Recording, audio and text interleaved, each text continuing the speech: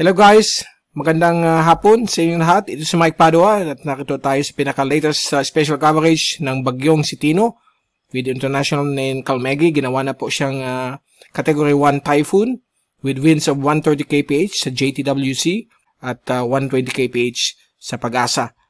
Ang Japan Meteorological Agency 120 kph at sa atin ginagamit rin natin yung wind speed ng JTWC which is the 1 minute average. At ito po ay para sa ngayong lunes ng hapon, Nobyembre 3, 2025. Tagalog version po ito. Pinaglilingkod sa inyo ng Typhoon 2000 at ng Naga College Foundation. At yung gustong English version, meron po tayong link dito patungo sa English version. Kapag kayo nanonood sa YouTube, sa Facebook, i-search na lang po sa channel natin, Mike Mr. Typhoon Padua, ang latest sa English version. At pasalamatan din natin ang ating partners, Aboitiz Power, Bank of the Philippine Islands Sustainability. Yung interested po, i-click lang po niyo yung link dito. At yung kung kayo nanonood via Facebook, may link rin dito sa may baba sa description ng ating video. At ang lokal na gobyerno ng Naga City, headed by Honorable Mayor Lenny Robredo at ang ating Honorable Vice Mayor Gabby Bordado. Well, it looks like sumusunod na po ang galaw nitong bagyong ito sa mga forecast models tulad ng Google DeepMind at yung track natin, track ng Pag-asa, track ng Joint Typhoon Warning Center, dahil lahat po sila ay nag-agree dito siya sa may Southern Leyte or sa may boundary ng Southern Leyte at Leyte. Doon po siya magla-landfall at mukhang mahahagip po ang Diragat Islands sa may northern tip nito at affected din po ang Siargao sa kanyang southern eye wall. So mag-ingat po dahil po posible na pong mag-landfall on or before midnight, mamayang gabi or early morning tomorrow. So, kayo mga kababayan natin dyan sa Leyte, mag-ingat po, mag-prepare, last minute preparation na po dahil po papalapit na po itong si Bagyong Tino. Although maliit po siya, delikado po kapag pumasok po yung core sa mga lugar ninyo. Kasi may mga vertical hot towers na kasama itong system ito gaya ng bagyong si Opong. Yung mga maliliit na malalakas na thunderstorms ay nagkukos po ng tinatawag nating mga eye wall mesovortices, yung mga maliliit na spin-up vortices, mga tornado within the eye wall. So, delikado po yan. Kaya nakita natin kay Opong, kahit na severe tropical storm siya, yung damage po na nangyari sa Masbate ay parang category 3 or 4 ang nangyari. So, mag-ingat po kayong lahat dyan dahil po delikado pong daan kayo nitong system na ito early morning tomorrow. And then, tomorrow morning sa Cebu, sa may Bacolod, at also sa may Iloilo, Guimaras, bukas ng tanghali at hapon. So, please take all necessary precautions dahil medyo lumalakas ng bagyo itong bagyo. Although, nag-stall yung kanyang paglakas, baka 130 na maintain, yung kanyang eye medyo nawala ulit yung sa cloud field. A sign kasi nagkakaroon po ng pag-increase ng wind shear dito sa may area po ng Visayas. So, hopefully, hindi na po siya lumakas. Yan ang pinipray natin na kahit pinapakita ng computer models na baka mag-rapid intensification dahil nga hindi na take into account itong mga vertical wind shear, baka hindi po matuloy. Okay? Yan po ang slightly good news but bad news pa rin po sa mga kababayan natin dyan dahil medyo may dala po itong ulan up to 400 millimeters sa forecast ng ECMWF at kang Project NOAA.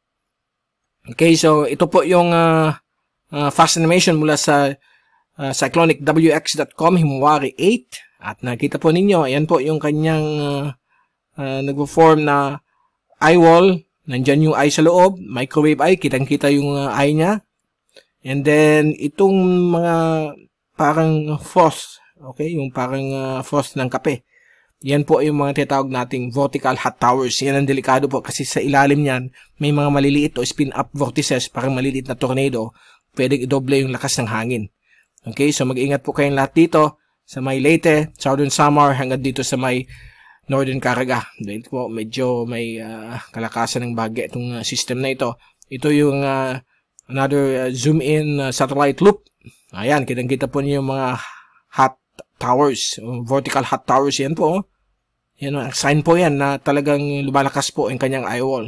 Medyo delikado po mga kababayan natin dito sa Visayas. So, maghanda po.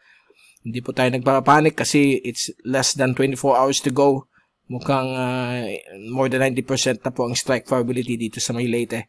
At ito yung latest update din mula sa DAPIA.top. Ito mga images nila. Gaya ng previous one. Ito. Kitang-kita po ninyo ang paglakas niya. At ito naman violet. Ito yung pinaka-intense part ng kanyang sirkulasyon. So, nandyan yung grabing ulan, malakas na hangin, na may mga maliliit na mga tornadoes, kasama po dyan sa eyewall. Kaya minsan nagugulat na lang kayo, mahina lang naman pero sa actual, grabe. Kasi yan po yung mga hot vertical towers, o yung vertical hot towers na pinag-aaralan natin sa meteorology na medyo talagang malakas ang buga ng hangin po niyan. Ito yung sa windy.com, latest ito up to 3:30 na yung umaga, na yung hapon. Up to 3:30 na yung hapon ay kitang-kita po ninyo. Or 3:45. Tingnan natin yung visible. At nakita po ninyo yung talagang pag-improve ng kanyang circulation. Sana hindi na po siya lumakas within the next 6 hours bago siya mag-landfall para hindi naman po grabe ang epekto. But what I'm worried about, nakaka-worry itong vertical hot towers. Kasi kita po natin yan sa bagyong si Opong. Nag-create po ng grabing damage. Okay, so yan po siya. At nasusunod naman po yung kanyang forecast. At ito naman po yung microwave image mula sa NRL at kitang-kita po niyo yung eye. So, a sign na naging typhoon na po siya. Itong microwave kasi, kitang-kita mo ang lower levels. Parang x-ray ito sa tao. Okay? Diba? Pag nag-x-ray tayo, para malaman natin kung anong nasa loob ng ating katawan, ganito rin po ang microwave image mula sa US Navy. Kasi parang na-scan mo kung may eye siya, wala. Actually, accidentally lang ito na-discover ng isang gumagamit ng microwave technology way back in the 1950s, 60s. So, ito po yung track natin kanina. At ang next track natin ay mamayang gabi, mga 8 p.m. to 9. Nalabas tayo ng latest update as of 5 p.m. Halos tumatama naman sa tracking natin kasi yung position niya as of 2 p.m. nandyan rin po exactly dun sa lugar na yon. Although itong 150 baka mas mababa, but we'll wait and see kasi umakyat na po siya sa 130 kph, minimal category 1 typhoon. So, inaasahan po natin, iyan po ang kanyang tracking. So, kung hindi mag-change in direction on or before midnight, tandaan po malapit sa Dinagat Islands. And then, itong area po ng Leyte, ang kanyang landfall is between midnight to 2 a.m. So, please take all necessary precautions. Then, morning, mga 7 to 9 a.m. nasa may malapit po sa Cebu City. Sa may mid-northern, south-northern part of Cebu. Diyan po siya. May central Cebu, dadaan. Then, babagtas po siya dito. Yung Camotes Islands, dadaanan po yan, mga 5 a.m. bukas. Then, dito po sa may Northern Negros, dadaan po malapit sa Bacolod. Mga between 9 to 11 a.m. Then 11 a.m. dito po sa may Guimaras. Then 1 to 2 p.m. na dito po siya sa may coastal waters. Malapit na malapit sa Iloilo City. So expect po may mga damaging winds po yan kapag hindi po siya humina. Kasi yung winds dito may maintain niya bilang isang typhoon. Although mabilis yung kanyang takbo. So pag mabilis masyadong takbo, hindi masyadong nasisira ang sirkulasyon ng bagyo. Remember, surrounded pa rin ng warm sea surface temperature ang karagatan po ng Visayas, hindi po siya solid na landmass. So, kaya yung bagyo minsan, kahit nag-cross na dito, may beta effect, nag-i-spin up pa rin yung mga malilit na bagyo. Lumalakas pa lalo. Okay, so mag-ingat po kayo dyan. Mag-ingat kayo dyan. So, and then, pagdating ng 8 a.m. ng Wednesday, November 5, dadaan po siya malapit sa Cuyo Island. Okay, and then, ang next landfall niya dito sa may northern Palawan, very close to El Nido, o dito sa may Linapacan Island. Diyan po siya dadaan between 2 to 5 a.m. sa Miyerkules, November 5. Then, November 6, labas na po siya sa Philippine Area of Responsibility. Ayan po. So, papuntang Vietnam ang tracking nitong system na ito. So, ito yung lahat ng Asian agencies nag-agree po dito sa may boundary ng Southern Leyte or Leyte. O kaya sa may Southern Leyte mismo at northern part ng Dinagat Islands ang kanyang passage on or before midnight and early morning tomorrow. Then, ayan po. This is around between 8 a.m. to 2 p.m. Magkakross po siya ng Cebu, Northern Negros, at Iloilo, Panay area. Okay? And ito po yung wind signal na yon as of 2 p.m. kanina. May bago yan as of 5 p.m. So, nakataas na yun. Ang signal number 3, wind signal number 3, ibig sabihin yung hangin po niyan is from 95 to 119 kilometers per hour. Okay, signal number 3 po yan. Pero itong signal number 4, na tinaas na yun sa Dinagat Islands and Siargao and Boca Grande, ay mukhang more than 120 kph ito ang hangin po dito. So, medyo damaging winds po yan, destructive winds. Mag-ingat po kayo lahat yan. At dito rin sa ibang areas po ng Leyte, Northern Cebu, Bohol, and the rest of the Visayas kasi tataas rin yung signal yan habang lumalapit yung bagyo. Ibang areas po, nasa wind signal number 1 sa Bicol, Masbate, Ticao, Burias, Albay, Sorsogon ang nasa wind signal number 1. The rest of Bicol, wala naman signal. At may mga pabugso-bugso umuulan po tayo, thunderstorms dahil sa outermost bands itong bagyong ito. Yung southern tip ng Masbate ay nasa signal number 2. So mag-iingat rin po ka dyan. May hangin na pwedeng umabot po na hanggang 85 kph. Ito po yung storm surge warning ng Pag-asa as of 2 p.m. At mataas po ang mga alon dito, more than 3 meters. Sa may southern Samar, eastern Leyte, Dinagat, Siargao, Boca Grande Island. So yan po yung mga areas na mukhang magkakaroon po ng malalakas na storm surge. Okay? So, yan po. Nakita nyo dito. Ang mga iba-ibang lugar, i-post na lang ninyo o bisitahin ang website ng Pag-asa para makita ninyo ang mga areas na sa storm surge warnings. Okay, so dito po sa Bicol, wala naman nakataas na storm surge warning. So dito lang po sa Visayas, Central and Northern Cebu, pati dito sa may southern part ng Mindoro. Sa may Northern Caraga, kasama po ang Cagayan de Oro ng Northern Mindanao, Camiguin ay nasa storm surge warning. Ibig sabihin may alon po kayo ng 1 to 2 meters. Now, ito yung model clocks. So, lahat nag-agree, pati yung Google DeepMind ng AI Google DeepMind, ay pinapakita na dito siya dadaan sa may boundary ng Southern Leyte at Leyte. So, with only less than 24 hours to go, mga 15 hours, 12 hours to go, mag-ingat na po kayong lahat dahil dadaan na po dyan ang bagyo. So, mag-prepare po. Ito yung latest natin mula sa Google DeepMind. Although, as of, anong oras ito? 2 a.m. pa po ito. Mayroon tayong latest. Papakita natin sa susunod na slide. So, hindi pa rin nagbabago. Category 4, yung inaasahan na maximum intensity niya. Although, tumataas na yun hanggang category 3 na lang. So, bababa po siya sa category 3 base sa latest na yon. Dahil nandyan po ang possible wind speed niya. Pwedeng umabot po ng 215 kph. But, again, it's a forecast. Baka hindi naman umabot dyan. At ito yung latest from Weather Nerds as of 8 a.m. sa Google DeepMind. Wala pa rin pagbabago. Dito pa rin siya dadaan sa may boundary ng Southern Leyte at Leyte. At sa may malapit po sa may Northern Dinagat Islands and Siargao. Sa may Northern Tip. So yan po ang passage niya mamaya. And then yung wind intensity ay mukhang dumadami ang 150 kph, 165, category 1 or 2. Ang possible na lang na hangin dito. Hopefully, hindi na umabot sa category 3 o 185. Now, take note na between November 7 to 11, meron tayong panibago ditong babantayan. Ito po yun sa likod niya. At medyo nagko-converge na yun ang mga ensemble nitong Google DeepMind. At ang pinupunteriya ito pong Cagayan Valley. So, yung mga kababayan natin si Cagayan Valley, bantayan po ninyo itong kasunod, si 90W. Hindi na yan 99W kasi natunaw yung 99W na LPA. So, it's now 90W. So, baka ito yung next na system. Hopefully, magbago pa po ang direction.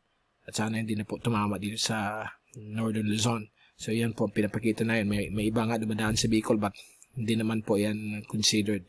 Ang kinukonsider natin yung pinakamaraming ensemble katulad dito. Talagang clustered masyado, makadikit o blended lahat. Okay, so yan po ang latest natin mula sa Google DeepMind. And then sa multimodal diagnostic comparison sa wind intensity ay mukhang nasa category 1 o 2 na lang ang pinapakita dito. Hopefully, di na po siya lumakas. Dahil po, ang slightly good news po niyan dahil lumataas ang wind shear. So, lalakas ang wind shear.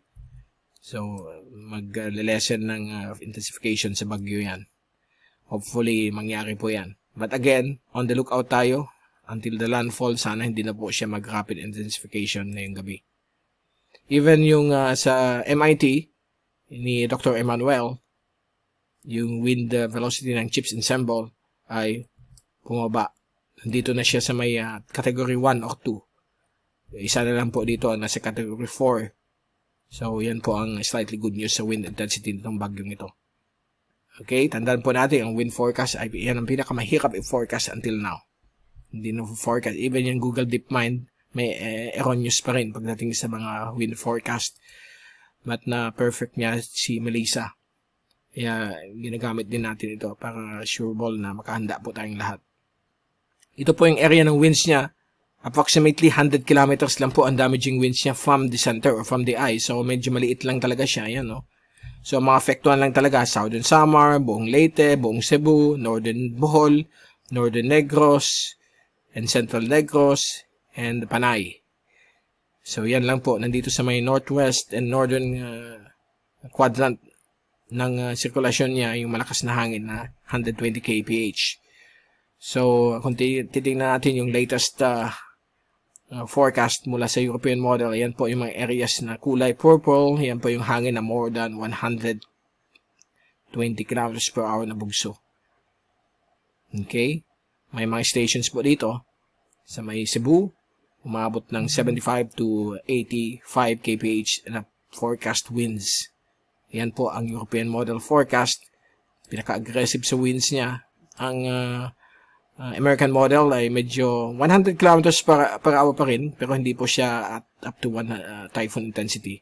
Medyo conservative ang hangin dito ng American model. So, we will wait and see. Sa rain, walang pagbabago. 4 p.m. today hanggang 4 p.m. tomorrow. Ito po ang mga nasa purple areas, yung ulan na more than 100 mm up to 400 mm.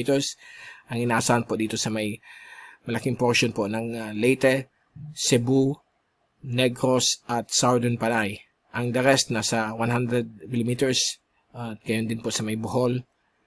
Ang eastern sections ng Samar 150 to 100 mm as well. At yung area po ng Norte, yung mga coastal areas ng Partido, Caramoan, Garcitorenas, Siruma, magkakaroon din ng 50 to 100 mm sa ulan. Dito rin po sa may Catanduanes, Eastern Albay, kasama Legazpi at Sorsogon. Dito sa ibang parts ng Bicol, sa Camarines Sur, pwedeng umabot ng up to 75 mm sa ulan. Ngayon, lampas na pong 50 mm ang ulan dito sa Naga.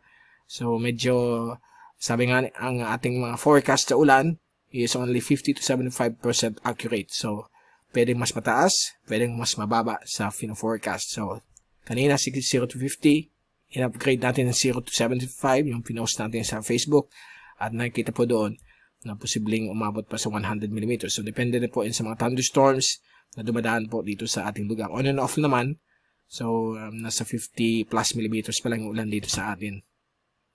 Okay, so mga kababayan natin dyan sa Visayas, please take all necessary precautions. Yung mga nanonood, maghanda na po dahil posibleng may mga flooding po yan sa mga flood-prone areas ng Visayas.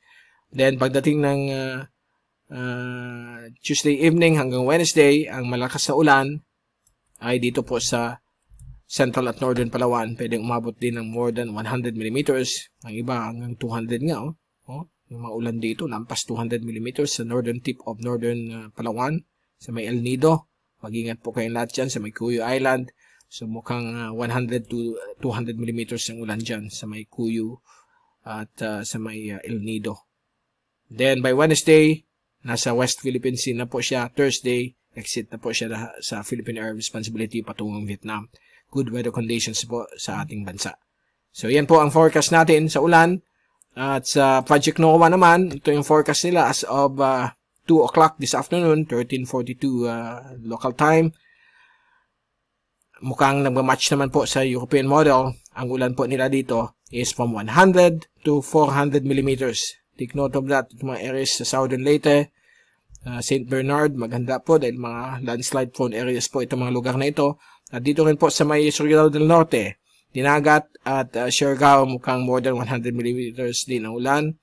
Sa Panay, may mga inaasahan din mga ulan na I'm sure mag-update po yan. At dito rin po sa may Samar provinces, Northern Leyte, 100 to 150 millimeters. Dito po sa Bicol, yung mga coastal waters, coastal areas ay pwedeng umabot po ng 100 to 200 millimeters ang ulan. Yan po ang forecast dahil po sa mga pabugso-bugsong thunderstorms. At nakikita naman ninyo doon sa forecast ng European model, although slightly above itong forecast ng Project NOAA.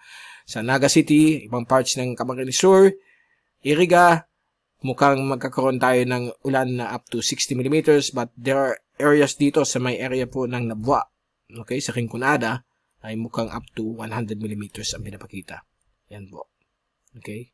So, yan block na yan, 100 millimeters. So, mag-ingat po ang mga taga-Rinconada, sa Baaw, Nabwa, okay, sa may Buhi, at mga ibang areas po dito sa may area po ng Albay, may mga areas na pwedeng umabot ng 100 millimeters base po sa Project NOAA ng data galing kay Dr. Jerry Bagtasa ng Weather Manila. So, yan po ang latest mula sa Project NOAA ni Dr. Mahal Lagmay at yung kanyang team sa UP Resiliency. So, yan po ang pinaka-latest natin na yung hapon ng November 3. Mag-ingat po kayo lahat. Dapat final preparation na po dahil dadaanan po ang bagyo mamayang gabi hanggang early morning tomorrow and whole day afternoon sa ibang parts ng Visayas. Ito si Mike Padua. Let's all pray na sana hindi na po lumakas ang bagyo at bumilis masyado. Tumatakbo siya ng 25 kph. Sana maging 30 para mabilis lang ang epekto. Hindi siya tatagal. At maraming salamat po sa pagpanood nyo sa aking channel. Be #TyphoonWiser. At God bless po sa inyo lahat.